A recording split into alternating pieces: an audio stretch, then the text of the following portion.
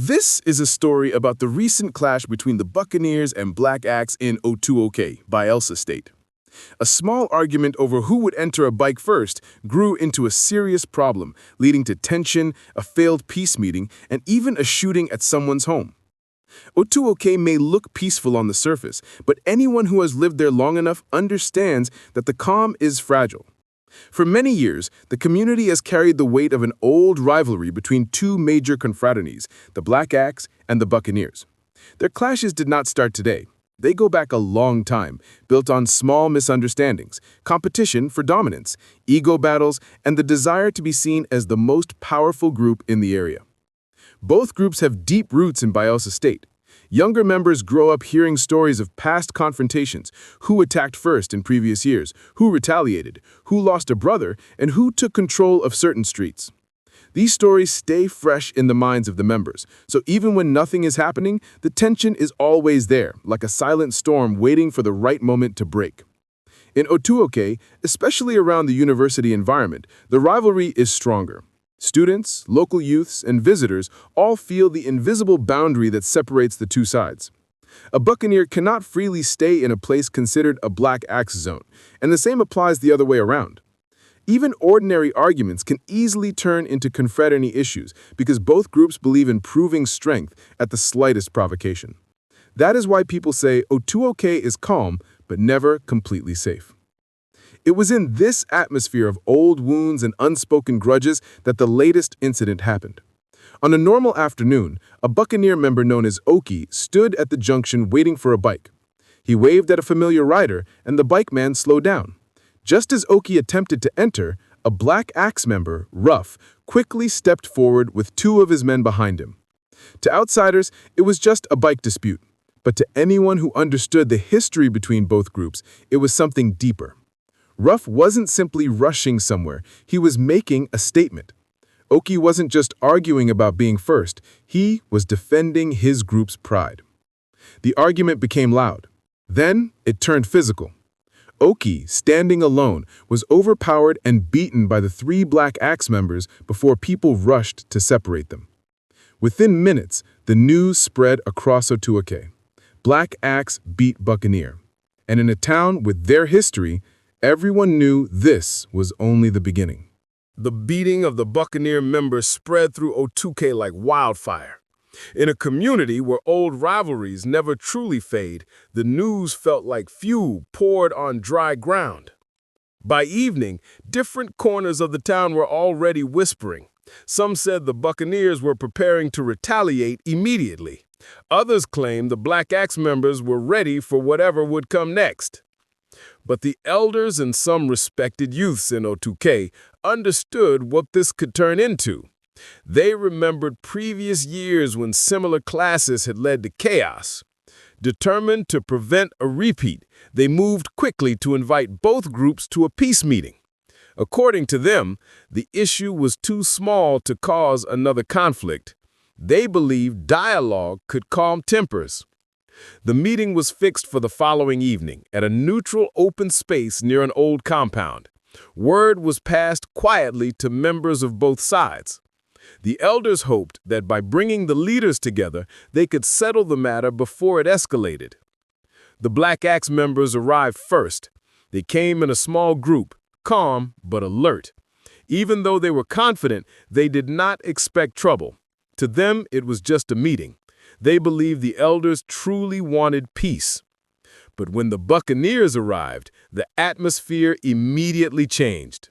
They came in larger numbers, walking with slow, calculated steps. Unknown to the elders, and even the Black Axe members, one of the Buccaneers had a small, locally made pew-pew hid under with clothes. Another had a weapon inside a jacket. They did not come to talk peace.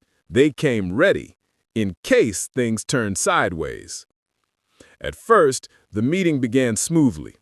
The elders spoke about peace, unity, and the need to avoid letting small issues destroy the town again.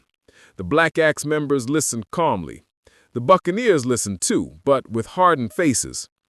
Then someone mentioned the beating again. Someone else laughed.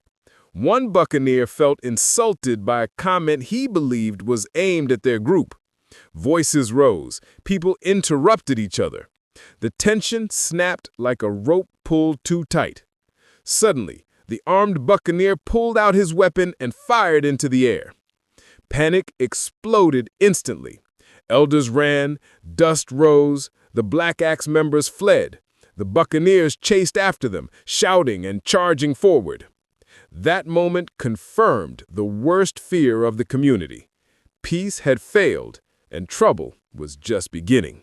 When the Buccaneers fired the weapon at the peace talk and chased the Black Axe members, the entire Otuoke community knew things had entered a dangerous stage.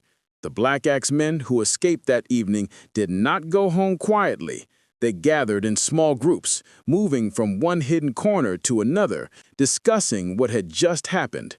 To them, the Buccaneers had crossed a line. A peace talk is supposed to be neutral, but instead they arrived armed and used the opportunity to intimidate them. That humiliation demanded a reply. By midnight, more Black Axe members from nearby streets had mobilized. They gathered at a secluded spot near the river. About 15 of them, dressed in dark clothes. Some had weapons. Their target was one of the Buccaneers believed to have played a major role during the peace talk, the one who fired the shot. The Buccaneer lived in a small room behind an old wooden house, close to a quiet path that led toward the riverbank. It was an area with no streetlights, and most people were already asleep. The Black Axe members moved silently, avoiding the main road. Their footsteps were quiet, their faces tense but focused. This wasn't a random attack. To them, it was payback. When they reached the house, a few of them circled the back while the others stood near the front. The room where the Buccaneers slept had a small window with broken louvers, making it easy for anyone outside to see inside when the light was on. One of the attackers raised his hand, signaling the others to be ready. A loud shot shattered the silence. The shot tore through the window and struck the Buccaneer's shoulder as he slept. He woke up instantly in pain, rolling off his bed and crawling toward the corner of the room. His scream echoed through the night, waking neighbors. Some ran out of their houses, others hid, afraid the Black Axe might still be around. The Black Axe men didn't stay long. After observing the area, they fled into the darkness, disappearing through the back route. By morning, the news spread. Black Axe attacked a Buccaneer in his house last night. He survived, but Otuoke didn't. The town entered a new level of fear. To many outsiders, the Otuoke clash began with a simple bike argument. But anyone familiar with Bayelsa's history knows this is not true. The issues between the Black Axe and the Buccaneers did not start in 2025 or even 2020. Their rivalry had existed in the state for decades, growing, cooling, returning, and flaring up again whenever something triggered it. In Otuoke, the relationship between both groups had always been unstable. There were years when things seemed calm, but beneath the calm, there was suspicion. Both groups operated like silent lions, watching each other across a narrow river, neither willing to cross, but neither ready to back down. Every generation inherited the grudges of the previous one. Young members grew up hearing stories of old clashes, intimidation, and battles for dominance in different zones. Because of this, any small misunderstanding carried weight. A bike argument wasn't truly just a bike argument. It was a matter of respect. A push wasn't just a push. It was interpreted as an attack on the entire confraternity. So when Otuoke was beaten at the junction, the Buccaneers felt their flag had been stained publicly. When the Buccaneers fired a shot at the peace meeting, the Black Axe men believed it was an attempt to intimidate them. When the Black Axe retaliated at night, the Buccaneers saw it as an escalation. Each side kept reacting to prove superiority, and the story kept repeating itself like a never-ending cycle fueled by ego and old wounds. This deep-rooted rivalry affected Otuoke more than people admitted. The older villagers had seen enough over the years to understand a dangerous pattern. The clashes always started small, then grew bigger. It was always the same story. One side felt insulted, the other side retaliated, then the community paid the price. After the night attack, Otuoke entered a new level of tension. The kind of tension that does not need to be announced. You feel it in the air. The news of the Buccaneers shot in his room spread faster than wildfire. The story changed from mouth to mouth, but one thing stayed constant. Black Axe had retaliated. And because of the long-standing rivalry, everyone knew the Buccaneers would not let this go easily. To understand why clashes between Buccaneers and Black Axe easily escalate in Otuoke, you must first understand Bayelsa State itself. Bayelsa is not just another Niger Delta state.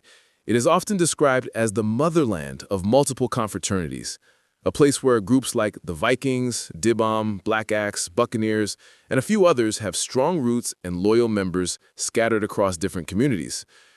Because of this, rivalries here are not small. They are deep, generational, and tied to identity, ego, and dominance. Almost every confraternity believes it has a strong claim to Bayelsa territory. They see the state as fertile ground for influence, recruitment, and respect. And when different powerful groups share the same space, conflict becomes almost inevitable. Among all these groups, the most stubborn and fearless have always been Black Axe and Vikings, followed closely by NBM. Their members are known for boldness, quick retaliation, and a refusal to be intimidated. To them, backing down is weakness, showing fear is shame. That mindset has fueled countless confrontations in different parts of the state. In Bayelsa, dominance is everything. Who controls a street? Who controls a junction? Who controls night movement? Who controls certain areas around the university? These questions constantly create silent battles between confraternities.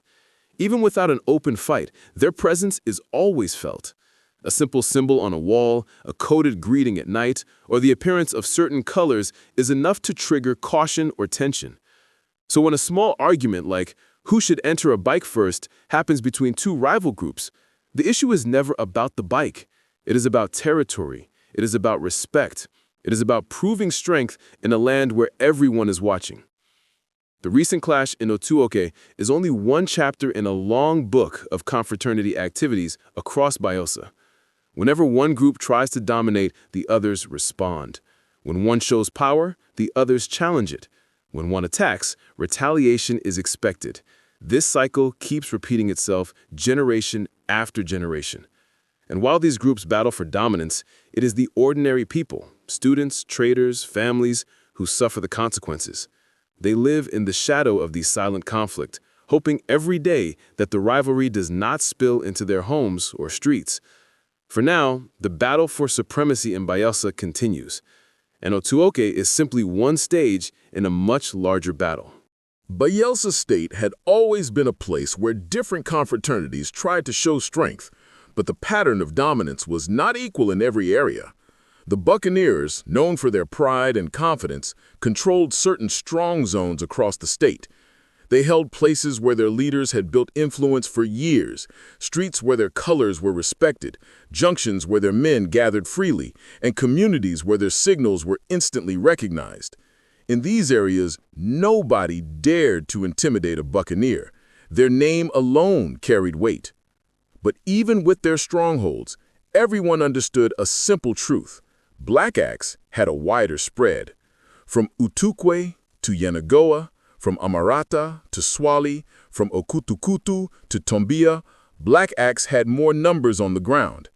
Their dominance came from years of building deep roots, recruiting aggressively and marking territories quietly until they became untouchable in many locations. Their presence was not loud. They didn't need to shout. The streets already knew. Still, the Buccaneers were not the type to bow or retreat. In the places they dominated, they were fearless. Anyone who tried to challenge them met a firm response. Their strength came from unity and discipline, and they believed no other group should walk into their zones and act superior. That confidence made them respected, but it also created tension. The more they stood their ground, the more the Black Axe felt the need to remind them that Bayelsa was no one's property. This silent battle of dominance turned many communities into quiet conflict zones. People could feel the rivalry, even when nothing was happening. A simple bike ride, a small misunderstanding, or an exchange of looks could trigger trouble. The Buccaneers moved with pride. The Black Axe moved with strategy. Both sides understood the game too well, and both sides refused to bend. Other confraternities watched from the sidelines. It was like a contest of shadows, with each side trying to show who owned the night and who owned the day. The rivalry did not always end in violence, but the tension never left.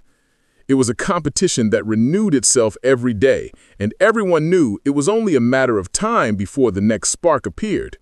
As the dust settled after the heated clash between the Buccaneers and Black Axe, Otuoke remained uneasy.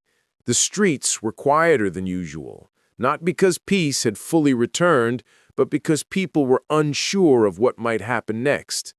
Everyone walked with caution, listening carefully to every distant sound, worried it could signal another outbreak. Even though no lives were lost, the fear of what could follow still hung in the air. The earlier confrontation showed how quickly things could escalate. The Buccaneers felt disrespected, Black Axe felt challenged, and both sides walked away with bruised egos.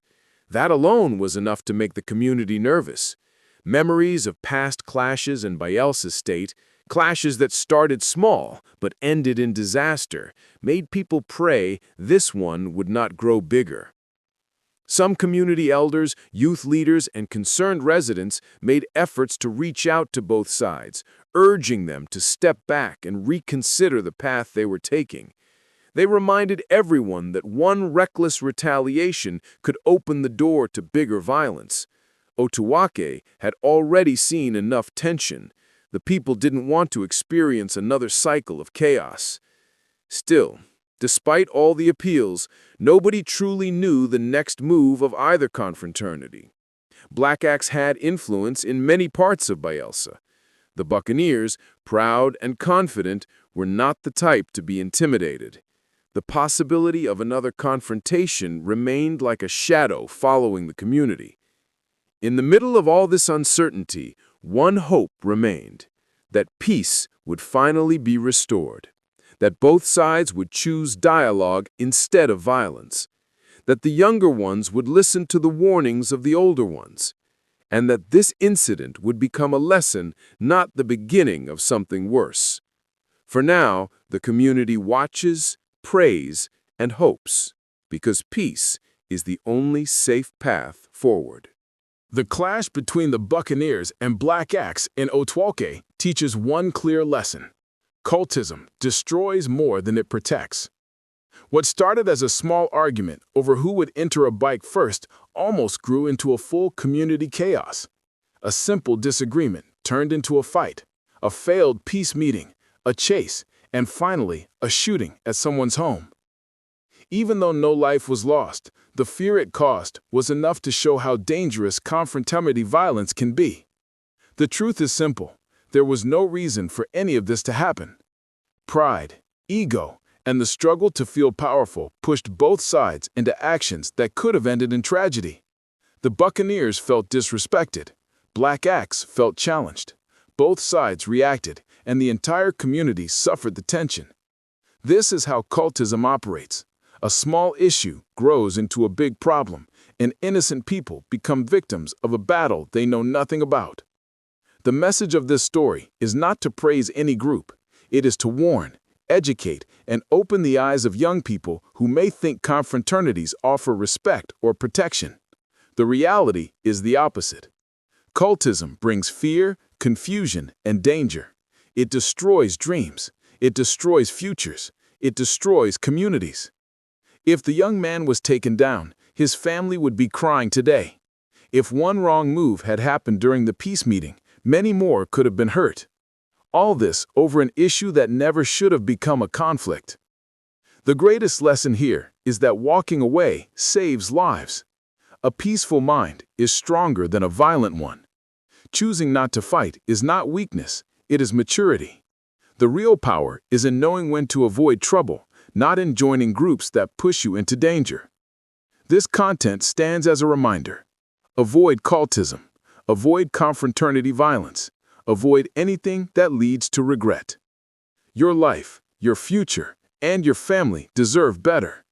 There is no gain in chaos, no glory in fights, and no benefit in living with fear. Choose life. Choose peace. Choose a better path.